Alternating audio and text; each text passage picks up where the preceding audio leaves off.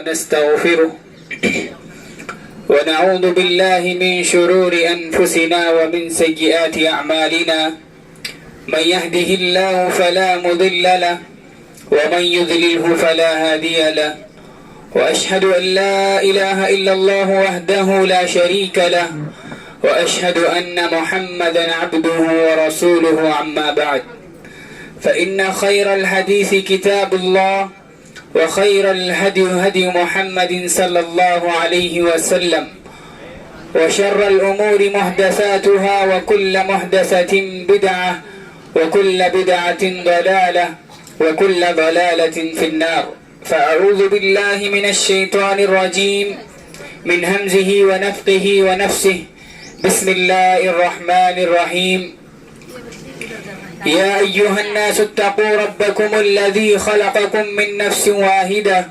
وخلق منها زوجها وبث منهما رجالا كثيرا ونساء واتقوا الله الذي تساءلون به والأرحام إن الله كان عليكم رقيبا وقال الله تعالى في القرآن المجيد المؤمنون والمؤمنات بعضهم أولياء بعض يأمرون بالمعروف وينهون عن المنكر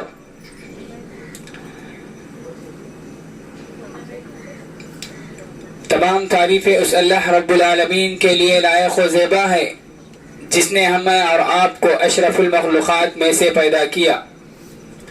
پیدا کرنے کے بعد اس نے ہمیں یوں ہی نہیں چھوڑا، بیکار کی زندگی نہیں عطا کی، بلکہ ہمیں اس دنیا میں بھیجنے کے بعد بامقصد زندگی گزارنے کے لیے یہاں بھیجا ہے، اور اسی کے ساتھ ساتھ اس کی بے شمار نعمتوں میں ہماری زندگی گزر رہی ہے، بے شمار نعمتوں میں ہمارے شب و روز گزر رہے ہیں. تو اس لحاظ سے مجھے اور آپ تمام کو یہ کرنا ہے کہ ہم اللہ رب العالمین کے شکر گزار بندے بن کر زندگی گزاریں. اللہ رب العالمین کی بے شمار نعمتیں ہم پر ہیں. ہم جس دور سے، جس زمانے سے ہماری زندگی آگے بڑھ رہی ہے، یہ بہت ہی نازک دور ہے، پرفتن دور ہے، ہر طرف مصیبتیں، آزمائشیں ہیں، پھر بھی رب العالمین کی نعمتیں ہمیں آ رہی ہیں، اللہ رب العالمین کی رحمتوں میں ہم پل رہے ہیں. تو ہماری ذمہ داری یہ بنتی ہے کہ ہم اور آپ ہمیشہ اپنی زبانوں پر اللہ رب العالمین کا شکر بجا لاتے رہیں.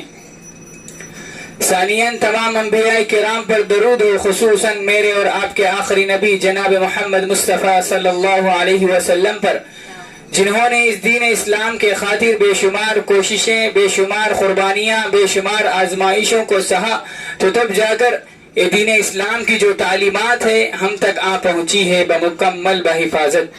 آپ صلی اللہ علیہ وسلم کی قربانیوں کو اگر ہم دیکھتے جائیں تو قربانیاں ہی قربانیاں آپ صلی اللہ علیہ وسلم کی زندگی میں نظر آئیں گی. یہ دین اسلام جس کے ہم اور آپ ماننے والے ہیں، اس دین پر عمل کرنے کے لیے مجھے اور آپ کو جو چاہیے وہ قربانی ہے. قدم قدم پر ہمیں قربانی دینا پڑے گا. کبھی ہمیں اپنی خواہشات کی قربانی دینی پڑے گی، تو کبھی ہمیں اپنے مال کی قربانی دینی پڑے گی، تو کبھی ہمیں اپنے جان کی قربانی دینی پڑے گی. تو اس کے لیے پیچھے ہرگز نہیں ہٹنا چاہیے، کیونکہ آپ صلی اللہ علیہ وسلم کی زندگی کو پڑھیں گی تو آپ کو معلوم ہوگا کہ آپ صلی اللہ علیہ وسلم نے کیسی قربانیاں پیش کی. آپ صلی اللہ علیہ وسلم کے ساتھ آپ کے صحابہ کیسے قربانیاں پیش کی. خواتین اسلام یعنی صحابیات بھی آپ صلی اللہ علیہ وسلم کے ساتھ قربانیاں پیش کرتی تھی. محترم خواتین اسلام، ہم اور آپ یہاں جمع ہوئے ہیں ایک مقصد کے تحت کہ آج کا یہ جو اجتماع رکھا گیا ہے یہ ہماری رہنمائی کے لیے کہ کچھ ہم دین کی باتیں سنیں اور سن کر اس کو ہماری عملی زندگی میں آگے بڑھانے کی کوشش کرنا چاہیے. جو میں نے آیت آپ لوگوں کے سامنے پڑھی، المؤمنون والمؤمنات بعضهم اولیاء بعض، مومن مرد اور مومن عورتیں آپس میں ایک دوسرے کے دوست ہیں. یأمرون بالمعروف یعنی بھلائی کا حکم دیتے ہیں، وینہون عن المنکر اور برائیوں سے روکتے ہیں. یہ کس کی صفت ہے؟ مومن مرد اور مومن عورتوں کی یہ صفت بتائی گئی قرآن کریم کے اندر. تو ہم اس آیت کے مد نظر ہم بات کرتے ہیں کہ کیا ہم آپس میں ایک دوسروں کے ساتھ دوستانہ زندگی گزار رہے ہیں یا نہیں. اگر نہیں گزارتے ہیں تو آج کے بعد یہ کوشش ہونی چاہیے کہ ہم ہمارے گھروں کے اندر، ہمارے آس پاس، ہمارے محلوں کے اندر، ہمارے اڑوس پڑوس کے اندر دوستانہ ماحول آ جانا چاہیے، کیونکہ میں نے جو آیت پڑھی یہ ہمارے رب کا کلام ہے، اس کا ماننا، اس پر عمل کرنا یہ ہر آدمی پر فرض ہے، کوئی اس سے پیچھے نہیں ہٹ سکتا۔ اسی لیے اللہ رب العالمین فرماتا ہے بھلائی کا حکم دیتے ہیں اور برائیوں سے روکتے ہیں۔ کیا ہم اپنی زندگی کے اندر بھلائیوں کا حکم دے رہے ہیں یا نہیں، سوچنا چاہیے۔ آپ جس جہاں زندگی گزار رہے ہیں، آپ کے پاس اللہ رب العالمین نے ایک گھر عطا کیا ہے، آپ کو رہنے کے لیے اللہ رب العالمین نے ایک گھر عطا کیا ہے۔ گھر کے اندر بہت سارے افراد زندگی بسر کرتے ہیں، بھائی بہن رہتے ہیں، ماں باپ رہتے ہیں، میاں بیوی رہتے ہیں، بچے رہتے ہیں، تو ان سب کی ذمہ داریاں ہوتی ہیں، الگ الگ ہوتی ہیں۔ تو گھر اسی وقت گھر کہلائے گا جس گھر میں رہنے والے تمام افراد مل کر ہمارے آپسی حقوق کو پہچانتے ہوئے اس پر عمل کر اور اس اپنی حقوق کی ذمہ داری کو سمجھتے ہوئے آگے بڑھیں گے تو وہ گھر تبھی گھر کہلائے گا۔ اس کے علاوہ اگر ہم گھر کو ایسے صرف رہنے سہنے کا گھر بنا دیں گے، صرف کھانا پینا اٹھنا اور گھر کے باہر جانا کا گھر بنائیں گے تو یہ ہمارا گھر ہمارے لیے سکون کا گہوارہ نہیں رہے گا۔ اگر اس گھر میں رہنے والے آپس میں ایک دوسروں کے دکھ کو نہیں پہچانتے، آپس میں ایک دوسروں کے حقوق کو نہیں پہچانتے، آپس میں ایک دوسروں کا ادب نہیں کرتے، بڑے چھوٹوں کا ادب نہیں کرتے، چھوٹے بڑوں کی بات نہیں مانتے ہیں، تو وہ گھر گھر نہیں کہلائے گا بلکہ تکلیفوں کا ایک اڈا کہلائے گا۔ آپ دیکھتے ہوں گے اپنے گھروں کے اندر کہ گھر میں بے شمار لوگ رہتے ہیں لیکن گھر ہمارا سکون کا گہوارہ نہیں ہے۔ کیوں؟ کیونکہ ہم نے دین اسلام کی تعلیمات کو ہمارے گھروں کے اندر نہیں لایا، ہمارے گھروں کے اندر دین اسلام کی تعلیمات کو ہم نے نہیں لایا۔ اس کے لیے اگر ہم اپنے گھر کو جنت کا ایک گہوارہ بنانا چاہتے ہیں تو اس کے لیے بڑی کوشش کرنے کی ضرورت نہیں ہے، کوئی پہاڑ کھودنے کی ضرورت نہیں یا کسی بھی قسم کی محنت کرنے کی ضرورت نہیں ہے۔ آپ کو صرف اور صرف جس دین کے ہم ماننے والے ہیں، جس رب کے ہم ماننے والے ہیں اور جس نبی کو ہم ہمارے آخری نبی کہتے ہیں، ان کی تعلیمات کو ہمارے گھروں کے اندر لانا ہے۔ آپ صلی اللہ علیہ وسلم حدیث میں فرماتے ہیں وہ آدمی ایمان کا مزہ چکھ جائے گا جو اپنے اللہ کو رب کے طور پر مان لیتا ہے اور ہم اپنے نبی کو محمد صلی اللہ علیہ وسلم کو آخری نبی کے طور پر مانتا ہے اور دین اسلام کو اپنا دین مانتا ہے۔ تو آپ صلی اللہ علیہ وسلم فرماتے ہیں اس نے اپنا مزہ، اپنے ایمان کا مزہ چکھ گیا۔ تو محترم خواتین اسلام، یہ حدیث ہر آدمی مانتا ہے، ہر خاتون مانتی ہے اس حدیث کو، میرا رب اللہ ہے، ہمارے نبی محمد صلی اللہ علیہ وسلم ہے اور ہمارا دین دین اسلام ہے، لیکن ہم اس کو زبانی طور پر مانتے ہیں، عمل نہیں کرتے، صرف جانتے ہیں کہ ہمارا رب اللہ ہے، ہم دین اسلام کے ماننے والے ہیں، ہمارے آخری نبی جناب محمد مصطفیٰ صلی اللہ علیہ وسلم ہیں۔ یہ صرف ماننے کی بات نہیں، اس کو ہمارے عملی زندگی میں لانے کی کوشش کرنا ہے۔ علامہ امام ابن قرطبی رحمۃ اللہ علیہ فرماتے ہیں کہ اس حدیث کے دو مفہوم پائے جاتے ہیں، ایک کیا ہے؟ عام مفہوم، ہر مسلمان جانتا ہے، اور ایک خاص مفہوم پایا جاتا ہے، وہ کیا ہے؟ رب، ہمارا رب کون؟ اللہ رب العالمین ہمارا رب ہے۔ تو رب ماننے کے بعد تمام مصیبتوں کو اللہ رب العالمین کے سامنے رکھنا چاہیے، ہر قسم کی عبادت رب العالمین سے کرنی چاہیے، ہر قسم کی دعا اللہ رب العالمین سے کرنا چاہیے۔ صرف زبان سے کہیں کہ میرا رب اللہ ہے تو یہ کافی نہیں ہوگا۔ جب آپ کے گھروں کے اندر مصیبت آ جائے، مصیبت آئے، پریشانی آئے، بیماریاں آ جائیں، تو آپ کی ذمہ داری یہ ہے کہ آپ کے ہاتھ صرف اور صرف رب العالمین کے دربار میں اٹھیں۔ لیکن افسوس کے ساتھ کہنا پڑتا ہے خواتین اسلام ایسی ہیں کہ جب انہیں کوئی مصیبت آ جاتی ہے، کوئی پریشانی آ جاتی ہے، اللہ رب العالمین کے دروازے کو کھٹکھٹانے کے بجائے کسی اور کے دروازے کے پاس جاتے ہیں۔ آخر میں اللہ رب العالمین انہیں یاد آتا ہے جب تمام پیسوں کا انتظام ہو جائے اور جو کچھ بھی انتظامات ہو جائیں گے، تو تب جا کر آخر میں اللہ سے دعا کرتے ہیں، اللہ کے پاس مانگتے ہیں۔ ایسا نہیں ہونا چاہیے. جب بھی کوئی مصیبت آ جائے تو آپ سب سے پہلے اللہ رب العالمین کے دربار میں آئیں, آ کر اپنی تکالیف کا اظہار کریں, اپنی مصیبتوں کو اللہ رب العالمین کے سامنے رکھیں. صرف زبان سے کہیں ہمارا رب اللہ ہے تو یہ کافی نہیں ہوگا, اس کو زبان کے ساتھ کہنے کے ساتھ ساتھ عملی زندگی میں بھی لانا کی بہت حد تک ضروری ہے.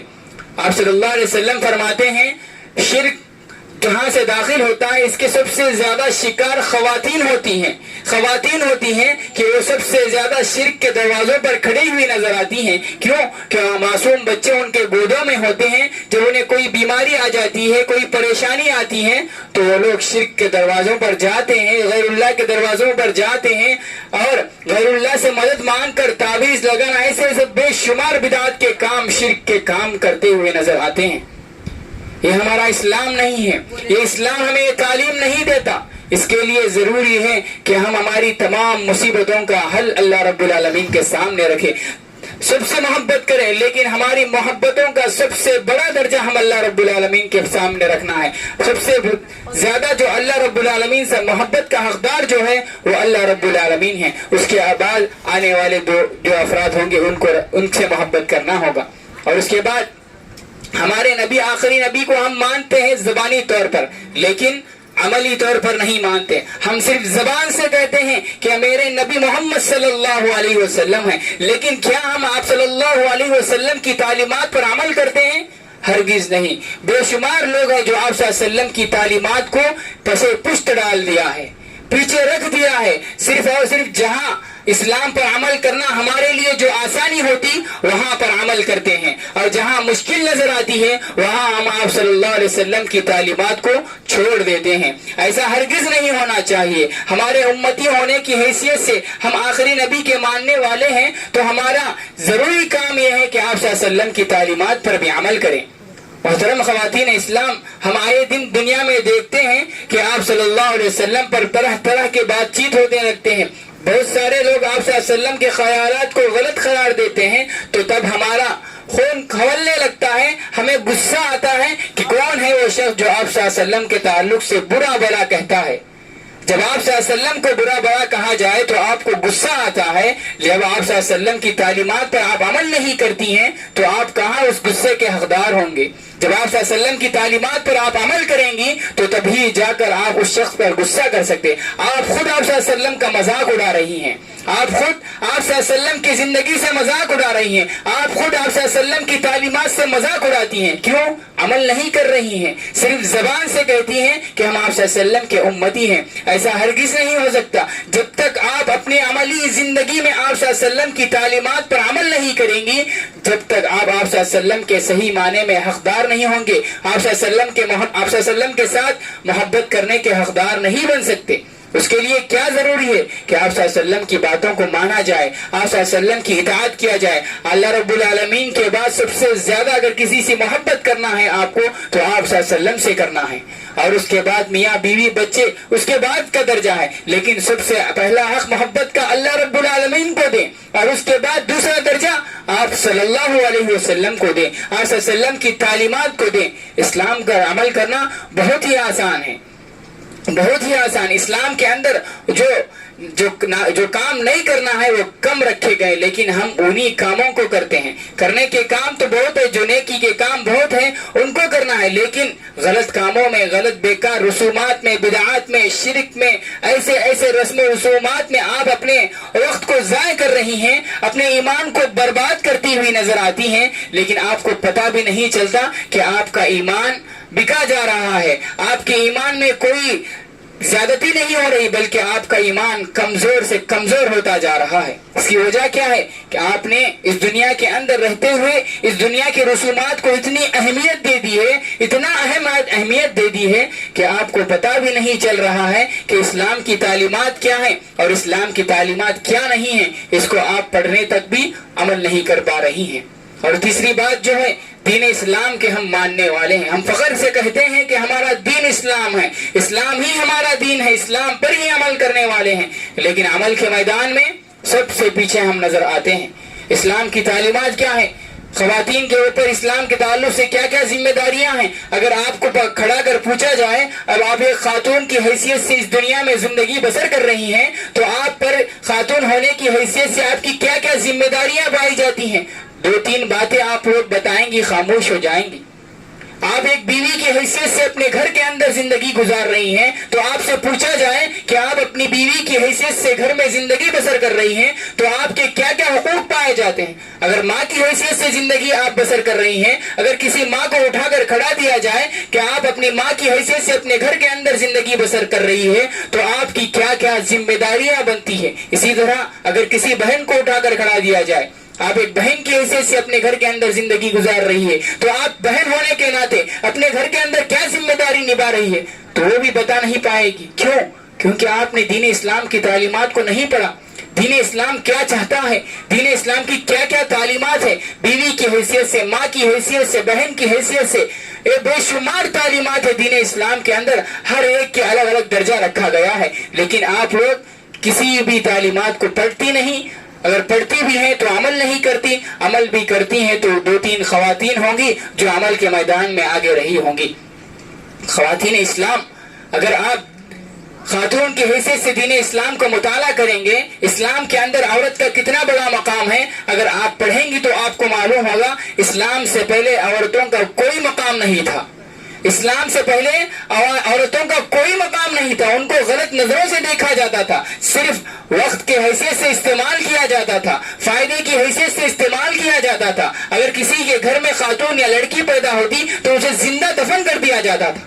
لیکن جیسے ہی اسلام آیا, جیسے ہی آپ صلی اللہ علیہ وسلم آئے, جیسے ہی اسلامی تعلیمات آئیں تو آپ صلی اللہ علیہ وسلم نے دنیا کے سامنے عورت کا مقام رکھا. عورت کیا چیز ہوتی ہے, عورت کا مقام کتنا بڑا ہے, عورت کا کیا درجہ ہے. عورت کی اگر آپ صحیح تربیت کریں گے تو جنت کا حقدار بن جائیں گی, اور وہی اگر ماں کی خدمت کریں گے تو ماں کے قدموں کے نیچے جنت رکھی گئی ہے آپ لوگوں کے لیے. تو محترم خواتین اسلام, اسلام سے پہلے عورتوں کا کچھ اور مقام تھا, لیکن جیسے ہی اسلام آیا اسلام نے عورت کا مقام اتنا بڑھایا, آپ صلی اللہ علیہ وسلم نے عورتوں کو اتنا اونچا مقام رکھا. تو آپ پڑھ کر دیکھیں صحابیات کی زندگی کو, آپ کو معلوم ہوگا کیسی کیسی صحابیات تھے. قربان جائیے ان کی زندگیوں پر کہ انہوں نے کیسی کیسی قربانیاں دی آپ صلی اللہ علیہ وسلم کے سامنے. جنگ بدر کا موقع تھا, جنگ احد یا جنگ بدر کا موقع تھا, آپ صلی اللہ علیہ وسلم کے ساتھ صحابیات بھی شامل تھی. جنگ کے اندر صحابیات بھی شامل تھی. جنگ کے اندر جو جنگ لڑی جاتی تھی صحابہ کو لے جا کر پانی پلایا کرتی تھی. اس جنگ کی حالت میں بھی ایسی مجاہدانہ خواتین ہوا کرتی تھی کہ جنگ کی حالت میں بھی آپ صلی اللہ علیہ وسلم کے ساتھ دیا کرتی تھی. اگر شہداء کی تعداد اگر زیادہ ہو جائے, شہداء کی تعداد اگر زیادہ ہو جائے, خبر کھودنے کے لیے بھی خواتین مدد کیا کرتی تھی. اللہ اکبر. خبر کھودنے کے سلسلے میں آج اگر کسی ماں کو یا کسی بہن کو, کسی بیوی کو کہا جائے کہ برتن مانج کر دے دے, گھر کی صفائی کر دے, تو کیسے ان کا چہرہ بدل جاتا ہے, کیسی سستی کرنے لگتی ہے. اللہ اکبر, استغفر اللہ. محترم خواتین اسلام, آپ اپنے مقام کو جانیں, آپ اپنی ذمہ داری کو پہچانیں. آپ کا مقام کیا ہے, آپ کا حق کیا ہے, آپ کی ذمہ داریاں کیا ہوتی ہے. آپ کی بہت بڑی ذمہ داری ہے ایک گھر کو ایک مثالی گھر بنانے کے سلسلے میں. کیوں؟ کیونکہ ایک مرد اگر گھر کے اندر زندگی گزارتا ہے تو صبح ہوتے ہی وہ اٹھ کر ناشتہ کھا کر دنیا کمانے کے لیے نکل جاتا ہے, دنیا کمانے کے لیے نکل جاتا ہے. لیکن ایک خاتون ہوتی ہے جو صبح سے لے کر شام تک گھر میں رہتی ہے تو اس کو بہت ذمہ داری نبھانا پڑتی ہے. اس کا ایک الگ ڈیوٹی ہے, اس کی الگ ڈیوٹی ہے کہ وہ اپنے گھر کو کیسا ایک کامیاب گھر بنائے, کیسا ایک مثالی گھر بنائے. تو وہی خاتون مثالی گھر بنا سکتی ہے جو دیندار ہو, دینی تعلیمات کو جاننے والی ہو, دینی تعلیمات پر عمل کرنے والی ہو, جس کے اندر دینی علم حاصل کرنے کا شوق ہو. وہی خواتین اسلام گھروں کی اصلاح کر سکتی ہے. محترم خواتین اسلام, اب ایک مرد اب جب گھر سے باہر جاتا ہے تو آپ کی ذمہ داری بنتی ہے کہ آپ اپنے گھر, اپنے شوہر کے گھر سے باہر جانے کے بعد آپ اپنی عزت و آبرو کی حفاظت کریں. لیکن افسوس کے ساتھ کہنا پڑتا ہے ہمارے گھروں کا ماحول یہ ہے کہ جیسے ہی مرد حضرات گھر سے باہر جاتے ہیں تو ہم اپنے آپ کو بہت ہوشیار سمجھنے لگتے ہیں اور ہم ہی اپنے گھر کے مالکہ بن جاتے ہیں اور اپنے من مانی مرضیات کے ساتھ چلنے لگتے ہیں, اپنے بے پردگی کا اظہار کرتے ہیں. اپنا جو اسلام نے خواتین کو جو پردہ کہا گیا ہے, عورت جو نام رکھا گیا ہے اس کا معنی ہی پردہ ہے، لیکن آج ہم ہیں کہ اس کا معنی مفہوم بلا بیٹھے ہیں۔ جیسے ہی آپ کے محلے میں کوئی آدمی آتا ہے کپڑے بیچنے والا تو فوراً خواتین اسلام کیا کرتی ہیں؟ خواتین سارے کے سارے خواتین اس آدمی کے دو افراد جمع ہو جاتی ہیں۔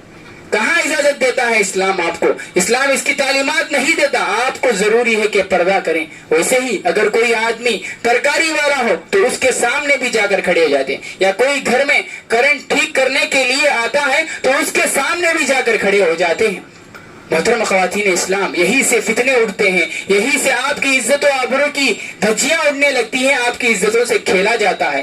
آپ کو چاہیے جو کوئی بھی غیر محرم آپ کے گھر کے پاس آتا ہے، کوئی بیچنے والا آتا ہو یا کوئی آدمی گھر کے اندر آتا ہو، تو آپ کے لیے ضروری ہے کہ آپ اپنے عزت و آبرو کی حفاظت کرے، اپنے گھر والوں کو بھی اس کو سمجھائے۔ اگر آپ کے گھر کے اندر نوجوان لڑکیاں ہیں تو آپ کی بھی ذمہ داری ہے تو ان کی عزت و آبرو کی بھی حفاظت کریں۔ اپنے مقام کو پہچان کر اپنی زندگی کو آگے بڑھانے کی کوشش کریں۔ محترم خواتین اسلام، اللہ رب العالمین کی بے شمار نعمتیں ہیں۔ اللہ رب العالمین آپ کو کھلا رہا ہے، پلا رہا ہے، ایسی نعمتوں سے آپ اللہ رب العالمین کے دو چار ہوتے ہوئے جا رہے ہیں کہ آپ کو اس کا پرواہ بھی نہیں ہے۔ آپ کو اپنے نفس کا تزکیہ کرنا ہوگا، آپ کو اپنے محاسبہ کرنا ہوگا، اپنے نفس کا محاسبہ کرنا ہوگا۔ آپ صلی اللہ علیہ وسلم ہیں کہ ایک انصاری صحابی کے باغ میں داخل ہوتے ہیں۔ آپ صلی اللہ علیہ وسلم ایک انصاری صحابی کے باغ میں داخل ہوتے ہیں اور آپ صلی اللہ علیہ وسلم کے ساتھ 3-4 صحابہ ہوتے ہیں۔ جیسے ہی آپ صلی اللہ علیہ وسلم اس انصاری صحابی کے باغ میں داخل ہوتے ہیں تو وہ صحابی آپ صلی اللہ علیہ وسلم آئے ہیں، خوشی میں آپ صلی اللہ علیہ وسلم کے سامنے طرح طرح کے کھجور رکھتے ہیں۔ کھجور کا باغ ہوتا ہے، طرح طرح کے کھجور رکھ دیتے ہیں آپ صلی اللہ علیہ وسلم کے سامنے، الگ الگ کھجور رکھتے ہیں، میٹھا کھجور، ایسے ویسے تمام قسم کے کھجور آپ صلی اللہ علیہ وسلم کے سامنے رکھے جاتے ہیں۔ اور آپ صلی اللہ علیہ وسلم کے ساتھ صحابہ بھی ہوتے ہیں۔ آپ صلی اللہ علیہ وسلم کے جو صحابہ ہوتے ہیں وہ خوش ہو جاتے ہیں اس منظر کو دیکھ کر کہ آپ صلی اللہ علیہ وسلم ہمارے ساتھ ہیں اور ہم آپ صلی اللہ علیہ وسلم کے سامنے بیٹھ کر اللہ کی نعمتوں کو کھا رہے ہیں۔ آپ صلی اللہ علیہ وسلم کھاتے ہیں، کھانے کے بعد پانی دیا جاتا ہے، ٹھنڈا سا پانی دیا جاتا ہے، آپ صلی اللہ علیہ وسلم پیتے ہیں اور پینے کے بعد آپ صلی اللہ علیہ وسلم کے چہرے کا انداز بدل جاتا ہے، آپ صلی اللہ علیہ وسلم کا چہرے کا رخ بدل جاتا ہے، اضطراب طاری ہو جاتی ہے اور آپ صلی اللہ علیہ وسلم کے چہرے کو دیکھ کر حضرت عمر رضی اللہ تعالیٰ عنہ پریشان ہو جاتے ہیں۔ کیا بات ہے، ابھی آپ صلی اللہ علیہ وسلم خوش تھے کہ ابھی تھوڑی دیر کی بات ہے کہ آپ صلی اللہ علیہ وسلم کا چہرہ بدل گیا ہے؟ تو آپ صلی اللہ علیہ وسلم فرماتے ہیں لَتُسْأَلُنَّ يَوْمَئِذٍ عَنِ النَّعِيمِ، کل قیامت کے دن ان نعمتوں کے بارے میں اللہ رب العالمین کے سامنے جواب دینا ہوگا۔ کن نعمتوں کے بارے میں؟ کھجور کے بارے میں، کھجور رکھا ہوا تھا، ان نعمتوں کے بارے میں کل قیامت کے دن اللہ رب العالمین سے ہمیں محاسبہ کرنا، حساب دینا ہوگا۔ تو حضرت عمر رضی اللہ تعالیٰ عنہ کے ہاتھ میں کھجور ہوتے ہیں، چند کھجور ہوتے ہیں اور حضرت عمر کہتے ہیں اے اللہ کے رسول صلی اللہ علیہ وسلم، ان نعمتوں کے بارے میں بھی سوال کیا جائے گا؟ کہتے ہوئے وہ کھجور زمین پر گرنے لگتے ہیں۔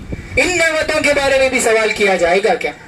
محترم خواتین اسلام، آپ اپنی زندگی کے اندر، آپ کے گھر کے اندر جن نعمتوں سے آپ چل رہی ہیں، پل رہی ہیں، بڑھ رہی ہیں، کھا رہی ہیں، پی رہی ہیں، آپ کو سوچنا چاہیے کہیں وہ ضائع نہیں ہو رہے ہیں، کہیں وہ بیکار تو نہیں جا رہے ہیں، کہیں وہ برباد تو نہیں جا رہے ہیں۔ کیوں کہ آپ صلی اللہ علیہ وسلم کی وہ ایمانی قوت دیکھیے، صرف ایک کھجور کے بارے میں آپ صلی اللہ علیہ وسلم کہتے ہیں کہ ان نعمتوں کے بارے میں بھی آپ کو حساب دینا پڑے گا۔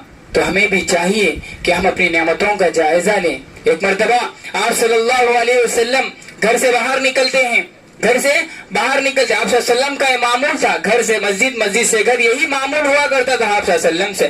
آپ صلی اللہ علیہ وسلم گھر کے باہر نکلتے ہیں، آپ صلی اللہ علیہ وسلم کے ساتھ آپ کی بیوی حضرت عائشہ رضی اللہ تعالیٰ عنہ ہوتی ہے۔ آپ صلی اللہ علیہ وسلم چہرہ اٹھا کر آسمان کی طرف دیکھتے ہیں تو آسمان میں کچھ بادل نظر آتے ہیں، جو ماحول بدلا ہوا نظر آتا ہے۔ تو حضرت عائشہ فرماتی ہیں کہ اللہ کے رسول صلی اللہ علیہ وسلم یہ بادل ہے، گرجیں گے، برسیں گے، سیلاب آئے گا، سیراب ہوئیں گے، بہت کچھ ہوگا، یہ ٹھنڈی ہوائیں ہوں گی۔ تو آپ صلی اللہ علیہ وسلم فرماتے ہیں اے عائشہ رضی اللہ، اے عائشہ کیا تم نہیں جانتی یہ وہی ہوائیں ہیں جو قوم عاد، قوم سمود پر بھی چلا کرتی تھی، یہ وہی آئے ہیں، یہ ہوائیں وہی ہیں جن کو جو ہوائیں ان کو بھی برباد کر کے رکھ دیا تھا۔ جو ٹھنڈی ہوائیں تھی وہ سمجھ رہے تھے کہ یہ ٹھنڈی ہوائیں ہمیں کوئی برباد نہیں کر سکیں گی، لیکن وہی ٹھنڈی ہوائیں قوم عاد کو برباد کر کے رکھ دیا تھا۔ تو آج بھی ہم ابھی 2-3 دن پہلے ہم نے دیکھا کہ ہمارے گاؤں کا، ہمارے بستی کا، ہمارے شہر کا ماحول بدل گیا، اچانک بارش ہونے لگی تو ہم خوش ہو گئے. کیسا ماحول ہے، دھوپ کالا ہے، دھوپ کے مہینے میں ہم نے اپنے آنکھوں سے بارش دیکھا، ہم خوش ہو گئے. ایسے ہرگز نہیں ہونا چاہیے. خوشی کے ساتھ ساتھ ہمیں غور بھی کرنا چاہیے کیا وجہ ہے، کیا بات ہے کہ بغیر موسم میں بارش ہو رہی ہے. کہیں اس کا غلط اثر تو نہ ہو جائے، اس کی وجہ سے ہم خوشیوں میں ہو کر اللہ رب العالمین کو بھلا بیٹھیں. یہ تو ہرگز نہیں ہونا چاہیے، کیونکہ یہ وہی ہوائیں جو ٹھنڈی ہوائیں چلا کرتی تھی تو قوموں کو برباد کر دیا کرتی تھی. وہ اللہ رب العالمین کو بلا بیٹھتے تھے، اللہ کے حقوق کو نہیں جانتے تھے اور دین اسلام کی تعلیمات پر عمل کیے بغیر اپنی من مانی زندگی گزارا کرتے تھے. تو ایسے لوگوں کے لیے اللہ رب العالمین یہ ہوائیں چلا کر انہیں برباد کر دیا کرتا تھا. تو خواتین اسلام اپنے مقام کو پہچانتے ہوئے، اپنے مرتبے کو پہچانتے ہوئے آپ کو کیسی زندگی بسر کرنا ہے یہ آپ کی ذمہ داری ہے. اسلامی تعلیمات کو آپ کو پڑھنا چاہیے، صحابیات کی زندگی کو آپ پڑھنا چاہیے. صحابیات میں سے ایک صحابیہ آپ صلی اللہ علیہ وسلم کے پاس آتی ہیں، اے اللہ کے رسول صلی اللہ علیہ وسلم میرے لیے دعا کیجیے. صحابیہ، خاتون صحابیہ آ کر کہتی ہیں اللہ کے رسول صلی اللہ علیہ وسلم میرے لیے دعا کیجیے. کیا دعا کریں؟ اور کہتی ہیں کہ اللہ کے رسول صلی اللہ علیہ وسلم مجھے ایک بیماری لاحق ہوئی ہے، میں ہمیشہ بے ہوش ہو کر گر جایا کرتی ہوں، میں ہمیشہ بے ہوش ہو کر گر جایا کرتی ہوں. آپ مجھے اللہ رب العالمین سے میرے حق میں دعا کیجیے اور مجھ سے بیماری کو دور کر دیجیے. آپ صلی اللہ علیہ وسلم فرماتے ہیں میں آپ کے سامنے 2 باتیں رکھوں گا، اس بیماری کو سلسلے میں دعا کر دوں گا اور یہ بیماری ختم ہو جائے گی. اور ایک بات یہ ہے، یہ میں دعا نہیں کروں گا بلکہ تمہاری بیماری ویسے ہی باقی رہے گی، اس کے بدلے میں میں اللہ رب العالمین کی جنت کا وعدہ تم سے کرتا ہوں. تم ان دونوں چیزوں میں کیا چوائس کرو گی، کس چیز کو چنو گی؟ تو صحابیہ کہتی ہیں اے اللہ کے رسول صلی اللہ علیہ وسلم مجھے صرف جنت چاہیے، مجھے اس بیماری کی کوئی فکر نہیں، مجھے جنت چاہیے. لیکن کم از کم یہ دعا کر دیجئے کہ اس بیماری کی وجہ سے جب بھی میں بے ہوش ہو کر زمین پر گر جاتی ہوں اس کی وجہ سے میرے جسم سے میرا کپڑا ہٹ جایا کرتا ہے، اس کی تو دعا کر دیجئے. اللہ اکبر! کیسا ایمان دیکھیے، بے ہوشی کی حالت میں بھی اپنی عزت و آبرو کی حفاظت کرتی ہیں. آج ہم ہوش ہوتے ہوئے بھی اپنی عزت و آبرو کی حفاظت نہیں کر پا رہے ہیں، اپنی عزت کی دھجیاں ہم اڑا رہے ہیں. ہمارے گھروں کا ماحول بگڑا ہوا ہے. کیوں؟ کیونکہ ہم اپنے دین اسلام کی تعلیمات پر عمل نہیں کر رہے ہیں. اب ہمارے دین اسلام کی تعلیمات کو ہمارے گھروں کے اندر لانے کی کوشش نہیں کر رہے ہیں. اگر کوئی کہتا دین اسلام کی تعلیمات پر عمل کرو تو اس کو غلط نظروں سے دیکھتے ہیں، تو بڑا بولنے والا آیا، ہم دیکھ لیں گے، ہم بہت جانتے ہیں دین اسلام کے تعلق سے. ایسا ہرگز نہیں ہونا چاہیے. جو کوئی بھی تعلیم، جو کوئی بھی بات آپ کو دین اسلام کے تعلق سے بتائی جاتی ہے تو سب سے پہلے آپ کو چاہیے کہ غور سے سنیں اور سننے کے بعد اس پر عمل کرنے کی کوشش کرنی چاہیے. محترم خواتین اسلام، آپ کے گھروں کے اندر آپ کے ساتھ اپنے بچے بھی ہوتے ہیں، چھوٹے ننھے معصوم بچے بھی ہوتے ہیں. تو یہ آپ کو دیکھ کر آگے بڑھتے ہیں، آپ کو دیکھ کر اپنی زندگی کو بناتے ہیں، آپ کو دیکھ کر ان کے اخلاق سنورتے ہیں، آپ کو دیکھ کر ان کے اخلاق بگڑتے ہیں. اگر آپ کے اخلاق، اگر آپ کا کیریکٹر اچھا رہے گا تو آپ کے بچے کے اخلاق بھی اچھے رہیں گے. اگر آپ کے کیریکٹر، آپ کے اخلاق برے ہوں گے تو آپ کے بچے بھی اسی طرح اپنی زندگی کو آگے بڑھائیں گے. کیوں کہ ماں کو دیکھ کر ہی بچہ بڑھتا ہے، ماں کو دیکھ کر ہی بچہ آگے بڑھتا ہے. اسی لیے احادیث میں کہا جاتا ہے ماں کی گود کو سب سے پہلا مدرسہ کہا گیا. بچوں کا سب سے پہلا مدرسہ کیا ہے؟ اسکول، کالج نہیں، بلکہ ماں کا گود ہے. ماں کے گود ہی سے بچہ پروان چڑھتا ہے، وہی سے تربیت ہوتی ہے. اگر آپ اپنے گود میں بچہ رکھ کر اس کی صحیح تربیت نہیں کر رہے ہیں تو آپ ماں ہونے کی حیثیت سے ناکام ہیں. آپ خود اپنے بچے کی تربیت نہیں کر پا رہی ہیں تو کیسے ان کی مستقبل پر آپ خوش ہو سکتی ہیں؟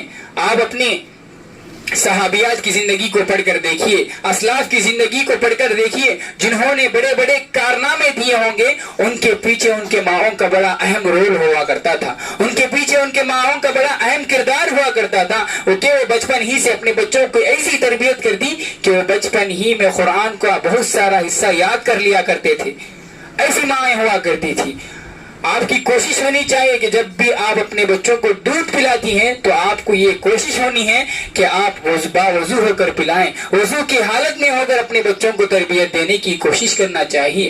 اگر آپ اپنے بچوں کی تربیت کے سلسلے میں نہیں سوچیں گی ان کی مستقبل برباد ہو جائے گا، ان کا فیوچر کوئی کام کا نہیں ہوگا۔ جیسے آپ تربیت کریں گے ویسے ہی وہ بھی اپنے بچوں کی تربیت کریں گے۔ کیوں کہ انہوں نے ویسے ہی دیکھا ہوگا اپنے ماؤں کے سلسلے میں کہ میری ماں نے میری تربیت اسی طرح کی ہے، میں بھی اپنے بچوں کی اسی طرح تربیت کروں گی، کوئی کہے مجھے پرواہ نہیں، میں اسی طرح تربیت کروں گی۔ اگر آپ صحیح تربیت نہیں کریں گی تو آپ کے بچوں کی زندگی کا سوال آپ سے کیا جائے گا۔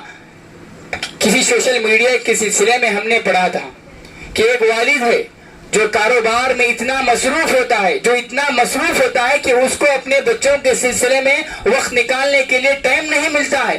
تو بچے نے سوچا اور جا کر اپنے والد سے پوچھا، اے میرے ابو جان، کہ آپ پورا سارا کا سارا دن کماتے ہیں، اگر کوئی کام وقت فری ہوتا ہے تو آپ موبائل فون میں مصروف ہو جاتے ہیں، سارا کا سارا وقت کمانے میں لگتے ہیں، جیسے ہی فری وقت ملتا ہے تو آپ موبائل فون میں مصروف ہوتے ہیں، مجھے بھی کچھ ایسا وقت بتا دیجئے۔ کہ اس نے پوچھا تم دن میں کتنا کماتے ہیں؟ تو والد نے کہا میں اتنا کماتا ہوں۔ کیوں بیٹا تم نے ایسی بات کیوں پوچھی؟ تو اس بچے نے کہا میں دیکھتا ہوں کہ آپ دن بھر کمانے میں لگے ہوتے ہیں، اگر کوئی خالی وقت ملتا ہے تو اسی موبائل فون میں مصروف ہوتے ہیں، تاکہ میں بھی 1 گھنٹہ جا کر کچھ کماؤں اور کمانے کے بعد جو نتیجہ آتا، جو پیسے آئیں گے، اس کا نتیجہ آپ کے سامنے رکھوں گا، تو وہ جو وقت مجھے ملے گا میں اس کے درمیان آپ سے بات چیت کر لوں گا۔ یہ واقعہ آپ کے سامنے غلط نظر آئے گا، چھوٹا بچہ ایسی بڑی بات کہہ سکتا ہے، لیکن آج کے ماحول میں یہ واقعہ برابر فٹ ہوتا ہے۔ کیوں کہ آج ہم نے اپنے اولاد کے ساتھ بے رحمانہ سلوک کرتے ہیں، ان کے ساتھ غیر رحمانہ سلوک کرتے ہیں، ان کو وقت نہیں دیتے ہیں، ان کے ساتھ وقت نہیں بتاتے ہیں، ان کے خوشیوں میں شریک نہیں ہوتے، ان کے لڑائیوں میں شریک نہیں ہوتے، وہ جو کچھ بھی کہتے ہیں ان کی باتوں کو سنتے تک نہیں ہیں۔ آپ کو ہونا تو یہ چاہیے کہ آپ اپنے بچوں کے ساتھ بیٹھ کر خوشیوں میں شامل ہو جائیں۔ اگر 2 بچے لڑ رہے ہیں تو ان کے لڑائیوں میں شامل ہو جائیں، ان کے سامنے بیٹھ کر فیصلہ کریں، ایسا کرنا ویسا کرنا، ایسی باتیں ہونی چاہیے۔ لیکن آج کا ماحول بہت بگڑا ہوا نظر آتا ہے۔ اولاد کی تربیت کے سلسلے میں مائیں تو بہت پیچھے نظر آتی ہیں، صرف اور صرف اسی موبائل کی وجہ سے۔ موبائل فون ان کے ہاتھوں میں تھما دیتے ہیں اور خوش ہو جاتے ہیں کہ اب ہماری ذمہ داری ختم ہو گئی ہے، اب ہمیں کوئی پریشانی کی ضرورت نہیں۔ جب تک اس کے ہاتھ میں وہ موبائل فون ہوگا وہ ہمیں پریشان نہیں کرے گا، وہ کسی قسم کی پریشانی ہمارے درمیان نہیں لائے گا۔ خواتین اسلام، اگر آپ ایسا کام کرتے ہیں تو آپ ایک بہت بڑا غلط کام کر رہی ہیں، آپ اپنی ذمہ داری سے پیچھے ہٹ رہی ہے، آپ اپنی ذمہ داری سے چوری کر رہی ہے، دل چوری کر رہی ہے کہ آپ اپنے بچوں کی تربیت کے سلسلے میں سستی کر رہی ہیں۔ تو آپ کو چاہیے کہ اپنے بچوں پر نظر رکھے، ان کی مستقبل پر سوچے، جو مکاتب جہاں جہاں مکتب پڑھائے جاتے ہیں وہاں اپنے بچوں کو لا کر پڑھائیں۔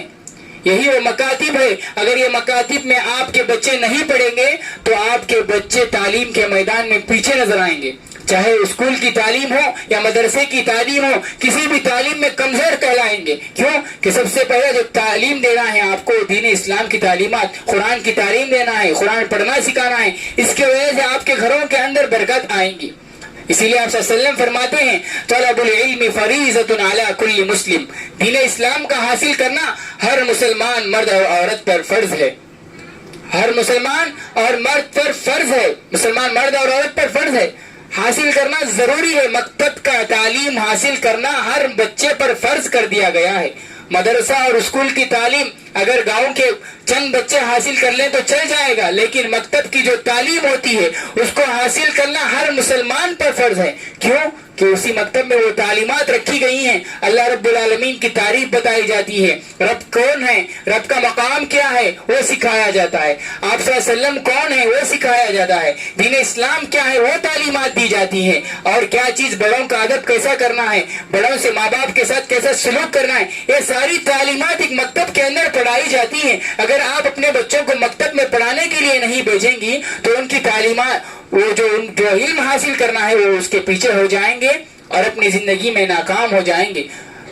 یہ تعلیمات تو آپ کو بڑی بڑی نظر آئیں گی، اللہ رب العالمین کی معرفت حاصل کرنا، قرآن سیکھنا، دین اسلام کی تعلیمات معلوم کرنا. یہ تعلیمات تو آپ کو بڑی بڑی نظر آئیں گی، لیکن یہ وہی تعلیمات ہے اگر آپ بچے کو بچپن ہی میں پڑھائیں گی، جو ان کا ذہن خالی ہوتا ہے، پختہ ہوتا ہے، جب ہی ان تعلیمات کو ان کے ذہنوں میں ڈال دیا جائے گا تو وہ بہت آسانی سے قبول کر لیں گے، بہت آسانی سے قبول کر لیں گے. انہیں کوئی پریشانی نہیں ہوگی. بڑے ہونے کے بعد وہ خوش ہوں گے، فخر سے کہیں گے کہ میرے ماں باپ نے تو مجھے دین اسلام کی تعلیمات دی تھی، میرے ماں باپ تو ایسے تھے جنہوں نے مجھے بچپن ہی سے دین اسلام کی تعلیمات عطا کی تھی.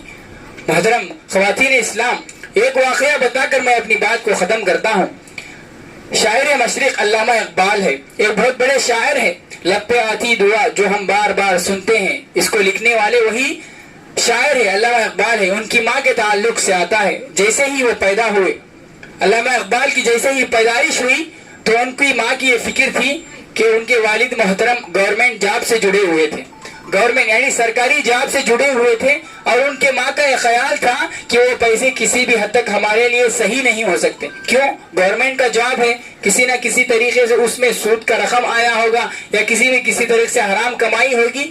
اس سوچ کی وجہ سے ان کی والدہ نے کیا کیا، ان کی والدہ نے کچھ پیسوں سے ایک بکری کو خریدا. ایک بکری کو خریدنے کے بعد اس بکری کو بڑا کرنے کے بعد اس سے جو دودھ آیا کرتا تھا اس دودھ کو اس بچے کو پلایا کرتی تھی. علامہ اقبال علیہ الرحمہ کو پلایا کرتی تھی. خود اپنا دودھ پلا سکتی تھی، لیکن انہوں نے کسی اس باپ کی کمائی کی وجہ سے ان کے بیٹے کی تربیت نہیں صحیح ہو سکتی، اس لیے انہیں یہ کوشش کی ایک بکری کو خریدنے کے بعد اس کے دودھ کو اپنے بچوں کے پلانا. یہ کتنے قربانی کی بات ہے. تو سوچئے، بچوں کی تربیت، بچوں ہی سے آپ کا گھر بن سکتا ہے، بچوں ہی سے آپ کا گھر بگڑ سکتا ہے، بچوں ہی سے آپ کا یہ محلہ وجود میں آ سکتا ہے. محلے والوں کو فخر سے کہا جا سکتا ہے اس محلے کے بچے بہت اچھے بچے ہیں، شریف بچے ہیں، بڑوں کی عزت کرتے ہیں. ایسے اگر اپنا محلہ بنانا چاہتی ہیں تو آپ کی ذمہ داری ہے کہ آپ دین اسلام کی تعلیمات کے ذریعے سے بچوں کی تربیت کریں. قرآن کیسا چاہتا ہے، دین اسلام کیسے تعلیمات سمجھاتا ہے، اور آپس میں رشتہ داروں کے حقوق کو بھی سمجھنا چاہیے. آپس میں جو رشتہ داریاں ہوتی ہیں اس کا بھی حق ادا کرنا چاہیے. ایک صحابی ہے جو سفر کر رہے تھے، راستے میں ایک فرشتہ اگر پوچھتا ہے اے صاحب، اے آدمی تو کہاں جا رہا ہے، تو صحابی کہتے ہیں فلاں بستی میں میرا ایک بھائی رہتا ہے، اس سے ملنے کے لیے جا رہا ہوں. فرشتے پوچھتے ہیں ان سے کیا تمہارا سگا بھائی ہے؟ تو فرشتہ کہتا، وہ صحابی کہتے ہیں نہیں، یا کوئی ذمہ داری ہے جو نبھانے جا رہے ہو، یا کچھ پیسہ ہے جو دینے جا رہے ہو. تو صحابی کہتے ہیں کوئی ذمہ داری نہیں، کوئی رشتہ نہیں، وہ میرا سگا بھائی بھی نہیں ہے، صرف اسلامی رشتہ ہے، اسلامی حیثیت سے میرا اس کا رشتہ ہے، اس حیثیت سے میں اس کو ملنے کے لیے جا رہا ہوں.